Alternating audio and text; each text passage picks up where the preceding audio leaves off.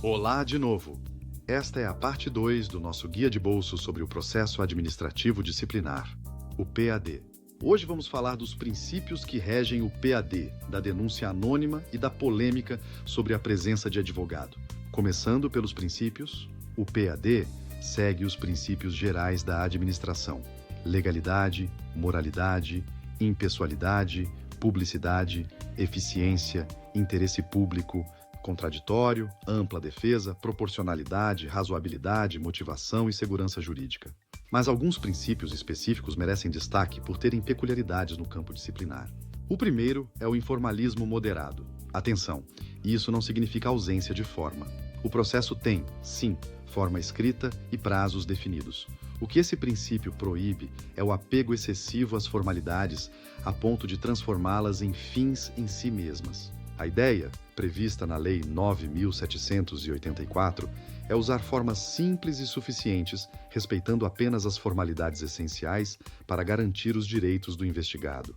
Desse princípio nasce uma regra importantíssima: não há nulidade sem prejuízo, o famoso pas de nullité sans grief. Ou seja, para anular um ato é preciso demonstrar prejuízo concreto à defesa. Inclusive, a súmula 592 do STJ diz que o excesso de prazo para concluir o PAD só gera nulidade se ficar comprovado o prejuízo à defesa. E o STJ reforça: a simples prorrogação do processo não anula nada sem prova de dano concreto. O segundo princípio é o da verdade material. Diferente do processo civil, onde vale a verdade formal, aqui, a administração tem o dever de buscar a realidade dos fatos, sem se limitar às provas que as partes trouxeram. A autoridade precisa ter postura ativa na investigação por causa do interesse público. E daí decorre a oficialidade, ou impulso oficial. A oficialidade é o poder-dever de a administração instaurar o PAD, tocar o processo para frente e até rever suas decisões de ofício, sem depender de provocação do interessado. O quarto princípio é a proibição do bis in idem. Ninguém pode ser punido duas vezes pelo mesmo fato. A súmula 19 do STF é clara: é inadmissível segunda punição de servidor pelo mesmo processo que fundamentou a primeira. Uma vez aplicada uma sanção, a decisão do PAD se torna definitiva, como se fosse coisa julgada.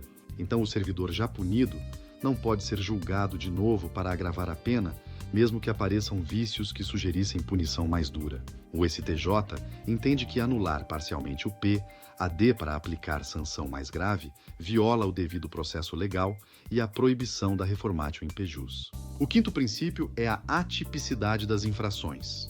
Diferente do direito penal, que exige tipicidade estrita, no direito administrativo disciplinar vale a atipicidade ou tipicidade aberta.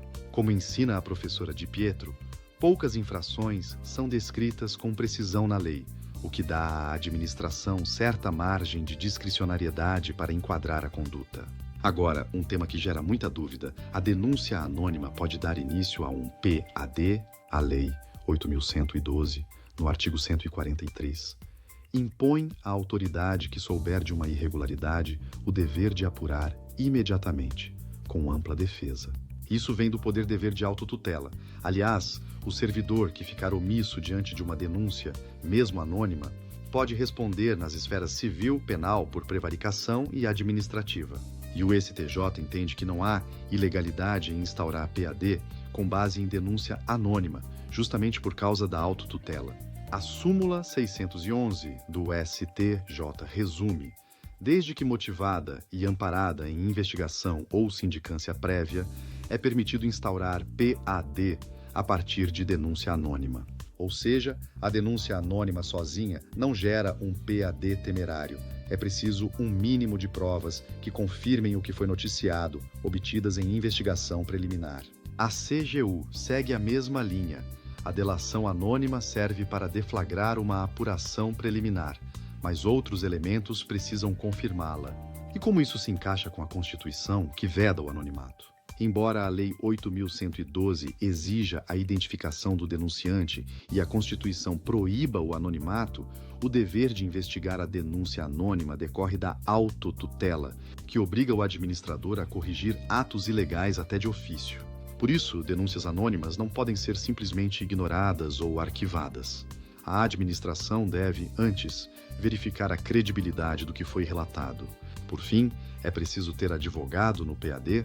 A súmula vinculante 5 do STF responde que não. A falta de defesa técnica por advogado no PAD não ofende a Constituição. Esse entendimento vale inclusive para o passado, pois só formalizou uma jurisprudência que já existia. Então, PADs feitos sem advogado antes de 2008 não são nulos por isso. E, se for preciso nomear um defensor dativo, não há nulidade mesmo que ele seja só bacharel em direito, sem inscrição na OAB. Mas há uma exceção importante. Essa dispensa de advogado vale só para procedimentos de natureza civil-administrativa. No processo disciplinar para apurar falta grave de preso, dentro da execução penal, o advogado ou defensor público é imprescindível. É o que diz a súmula 533 do STJ. E é isso, essa foi a parte 2 do nosso guia de bolso sobre o PAD. Se você gostou do conteúdo, siga a página, curta o vídeo e compartilhe com aquele seu amigo servidor público. Até a próxima!